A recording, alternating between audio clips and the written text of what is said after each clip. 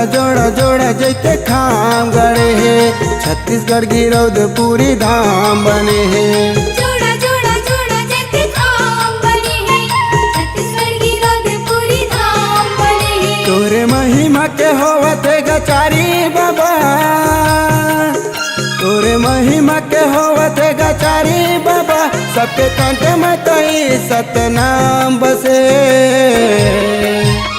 जोड़ा जोड़ा जोड़ा जैते खाम बने हैं, छत्तीसगढ़ गिरौदपुरी धाम बने हैं। जोड़ा जोड़ा जोड़ा जैते खाम गड़े हैं, छत्तीसगढ़ गिरौदपुरी धाम बने हैं।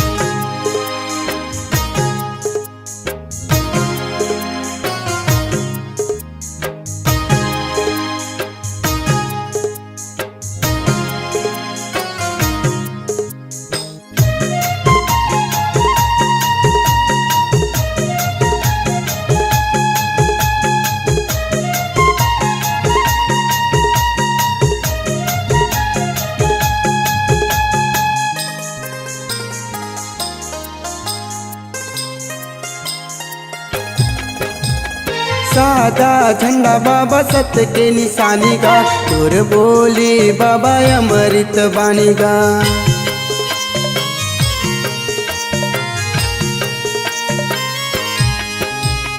सादा झंडा बाबा सत्य के निशानी का, तोर बोली बाबा अमृत बानी का।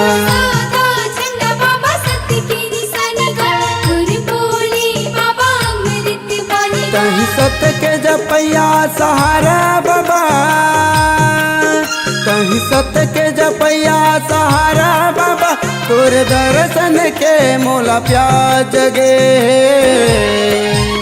जोड़ा जोड़ा जोड़ा जैते खाम बने हैं, छत्तीसगढ़ गिरौदपुरी धाम बने हैं। जोड़ा जोड़ा जोड़ा जैते खाम गड़े हैं, छत्तीसगढ़ गिरौदपुरी धाम बने हैं।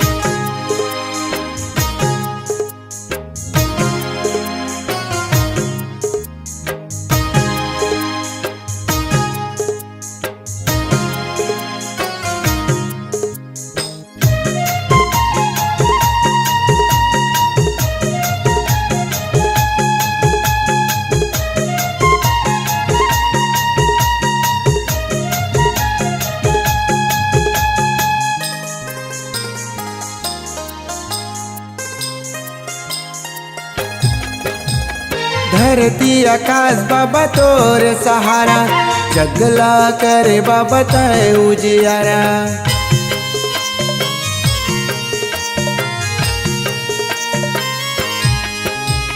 धरती आकाश बाबा तोर सहारा, जगला करे बाबा तय उजियारा। धरती आकाश बाबा तोर सहारा, जगला करे बाबा तेरे उजियारा। ओ मिलन दीवाना जस लगा है बाबा, ओ मिलन दीवाना जस लगा है बाबा, तोरे चरण में हो दिन रात पड़े हैं।